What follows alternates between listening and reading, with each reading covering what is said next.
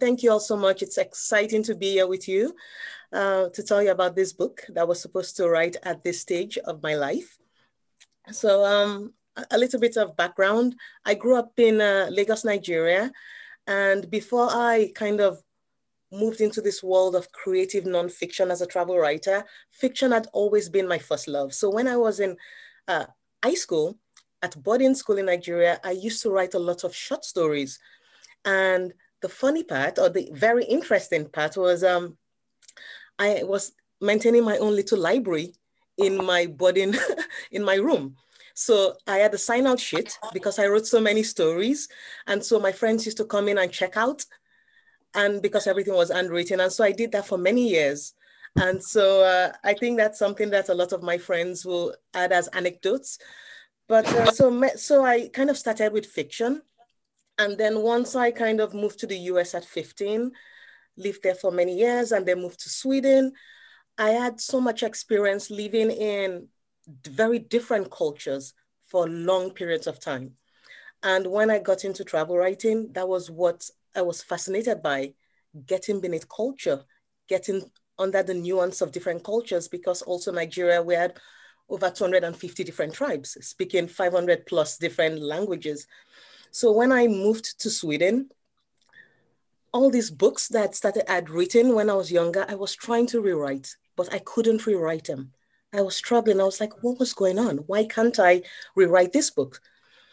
Until I went to the Stockholm Writers Festival and that the book you're meant to write sometimes is closer than you think. And that was when I started mining my own experience. I've spent a lot of time learning about different cultures. I know Sweden very well. I'm well integrated in. There's some voices here that we never hear about. So what's it like to be a Black woman that's not only living in this culture, but trying to thrive as well? And most of the time, and this, I'm going to generalize now, Black women don't kind of willingly just move to Sweden. There has to be a reason why they moved to Sweden. And that was why I added an additional character. So in Every Mirror She's Black is a book that follows three very unique, very different Black women. One moves to Sweden for career, Kemi. And so she's the marketing executive that moves to Sweden because there's a character called Yoni, and he is one of Sweden's kind of quote unquote golden boys, and his company got into a PR fiasco. So he moves to the US, he goes to the US to go poach Kemi. And then Brittany, who is a flight attendant, former model, there's a chance meeting on the flight. And then begins this kind of obsessive relationship. And then Muna, who moves in as a refugee from Somalia. And this was written kind of at the height of the refugee crisis, 2015, 2016 in Sweden.